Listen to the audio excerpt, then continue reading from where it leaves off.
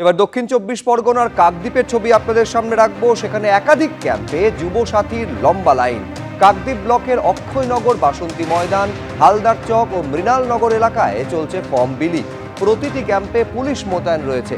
সকাল 10টা থেকে বিকেল 5টা পর্যন্ত আবেদন গ্রহণ করা হচ্ছে, এমনটাই খবর ব্লক প্রশাসন সূত্রে।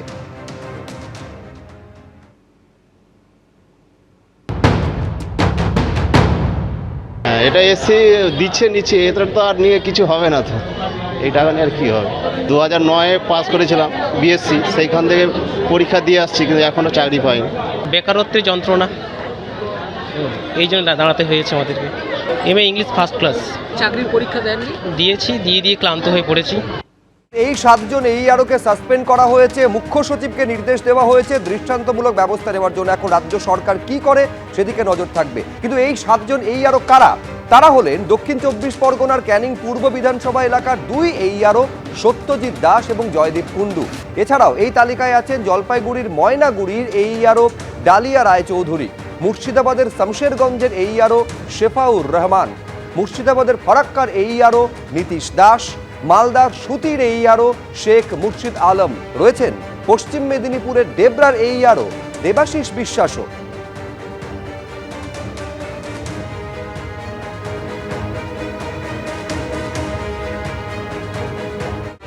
এরই মধ্যে সামনে এসেছে জাতীয় নির্বাচন কমিশনের নির্দেশিকা, যেখানে স্পষ্ট জানিয়ে দেওয়া হয়েছে যে বাংলার বাড়ির জন্য অর্থ সাহায্য সংক্রান্ত নথিকে গ্রহণ করবে না জাতীয় নির্বাচন কমিশন। সরকার প্রদত্ত জমি বা বাড়ির জন্য বরাদ্দ সার্টিফিকেট গণ্য হবে এসআইআর বলে নির্দেশ দেওয়া হয়েছে কমিশনের তরফে। প্রধানমন্ত্রী আবাস যোজনা গ্রামীণ, ইন্দিরা আবাস যোজনা প্রকল্পের ক্ষেত্রেও একই নির্দেশিকা প্রযোজ্য থাকবে। আধিকারিকদের এই নিয়ম কঠোরভাবে মানতে হবে বলে স্পষ্ট নির্দেশ দিয়েছে জাতীয় নির্বাচন কমিশন।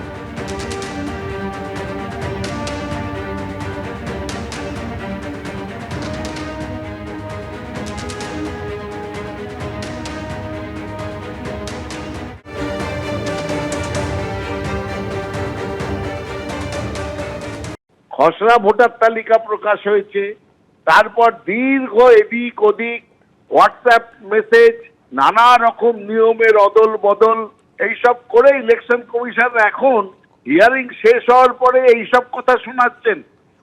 এর আগে তো শুনেছি যে অ্যাডমিট কার্ড গ্রহণযোগ্য নয়। আপনারাও জানেন সুপ্রিম কোর্টের এক থাপ্পড়ে মানতে বাধ্য হয়েছিলেন এই জ্ঞানেশ কুমার। হয়েছিলেন কিনা? বলেছিলেন আধার কার্ড আমরা মানি না, ছুঁড়ে ফেলে দিন। সেই আধার কার্ডকে মানতে বাধ্য হয়েছিলেন কিনা? আবার আরেকটা নতুন সব নির্দেশিকা দিচ্ছেন। শিব ঠাকুরের আপন দেশে আইন কানুন সর্বনেশে, তুগলকি চাল। এই জ্ঞানেশ কুমার ভদ্রলোক হচ্ছে বিজেপির হিজ মাস্টার ভয়েস। ওই মাস্টার হচ্ছে অমিত শাহ, যা বলছে তাই এখানে পাঠাচ্ছে। এইভাবে চলবে না। আবার সুপ্রিম কোর্টে থাপ্পড় খাবে, তখন বলবে ভুল হয়েছে, হ্যাঁ মানবো। এসআইআরে পশ্চিমবঙ্গের নথি নিয়ে নতুন নির্দেশ জাতীয় নির্বাচন কমিশনের। এসআইআরে গ্রহণযোগ্য নয় বাংলার বাড়ি সংক্রান্ত নথি বলে জানালো কমিশন। এই হচ্ছে কমিশনের সেই নির্দেশনামা, যেখানে বলা হয়েছে প্রধানমন্ত্রী আবাস যোজনা, ইন্দিরা আবাস যোজনা এবং বাংলার বাড়ি সংক্রান্ত নথি গ্রহণযোগ্য নয়। একেবারে কি রয়েছে এই নথিতে বিস্তারিতভাবে জানবো, কথা বলবো আমাদের প্রতিনিধি রুমা পালের সঙ্গে। রুমা, জানিয়ে রাখি যে এই 3টি যোজনা, যেখানে বলা হচ্ছে প্রধানমন্ত্রী আবাস যোজনা গ্রামীণ, ইন্দিরা আবাস যোজনা এবং বাংলার বাড়ির স্কিমের যে অর্থ সাহায্যের যে অনুমোদন পত্র, সেটা গ্রহণযোগ্য নয়। এবং এই ক্ষেত্রে কিন্তু সিও দপ্তর থেকে ইলেকশন কমিশনে ক্ল্যারিফিকেশন চাওয়া হয়েছিল, প্রশ্ন করা হয়েছিল, কারণ এরম ধরনের অভিযোগ বা এরম ধরনের এই জানার চেষ্টা করা হচ্ছিল যে এই ধরনের ভোটারও রয়েছে যাদের কাছে শুধুমাত্র এই ডকুমেন্টসই রয়েছে, সেক্ষেত্রে কিভাবে প্রযোজ্য হবে সেটা কিন্তু সিও দপ্তর থেকে ইলেকশন কমিশনে সেটা জানার চেষ্টা করা হয় এবং চিঠিও লেখা হয়। সেক্ষেত্রে দেখা যাচ্ছে যে ইলেকশন কমিশন একটা ক্ল্যারিফিকেশন দিয়েছে এবং সেখানে পরিষ্কারভাবে বলে দেওয়া হয়েছে যেখানে বাংলার বাড়ি এবং ইন্দিরা আবাস যোজনা এবং প্রধানমন্ত্রী আবাস যোজনা গ্রামীণ যেটা রয়েছে, সেক্ষেত্রে এক্ষেত্রে এই স্কিমের যে অর্থ সাহায্যের যে অনুমোদন পত্র, সেটা কিন্তু গ্রহণযোগ্য নয়। আবারও কিন্তু নির্বাচন কমিশন পরিষ্কারভাবে বলে দিয়েছে যে 13টা ডকুমেন্টস রয়েছে, যার মধ্যে হচ্ছে যে সরকার প্রদত্ত জমি বা বাড়ির বরাদ্দ বৈধ নথি হিসেবে গণ্য করা হবে।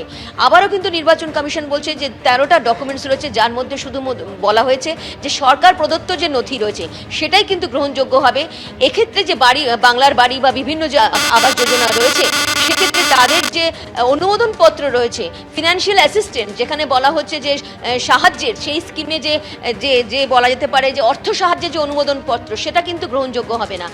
এবার প্রশ্ন হচ্ছে যে এই ধরনের ক্ল্যারিফিকেশন এত দেরি করে এলো কেন, যখন কিন্তু স্ক্রুটিনির কাজ প্রায় এগোচ্ছে এবং যেহেতু যারা যে সমস্ত ভোটারদের ক্ষেত্রে শুধুমাত্র এই অনুমোদন পত্রই তারা ডকুমেন্ট হিসেবে দেখিয়েছেন।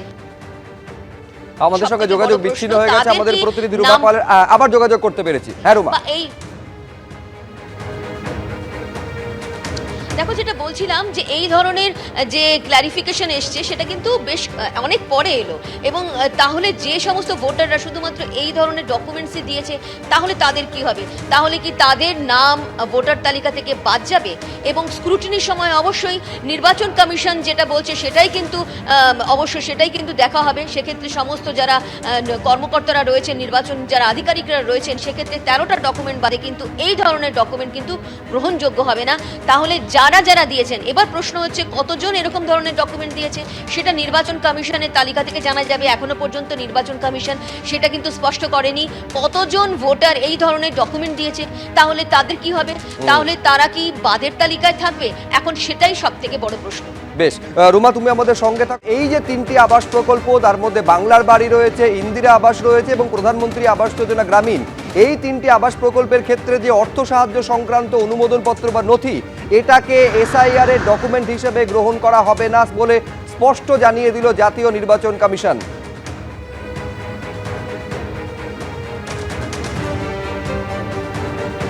এদিকে কমিশনকে নিশানা করেছে তৃণমূল কংগ্রেস।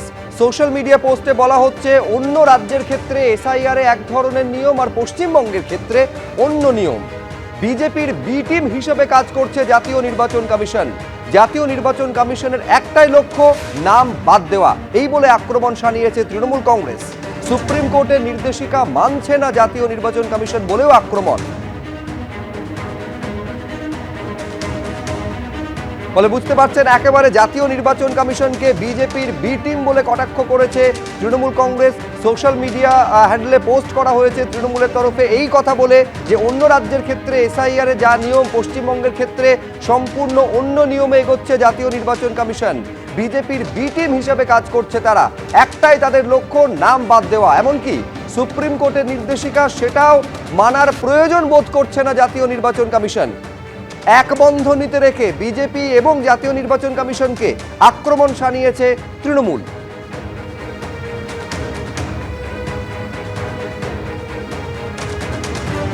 এবিপি আনন্দ, এগিয়ে থাকে, এগিয়ে রাখে।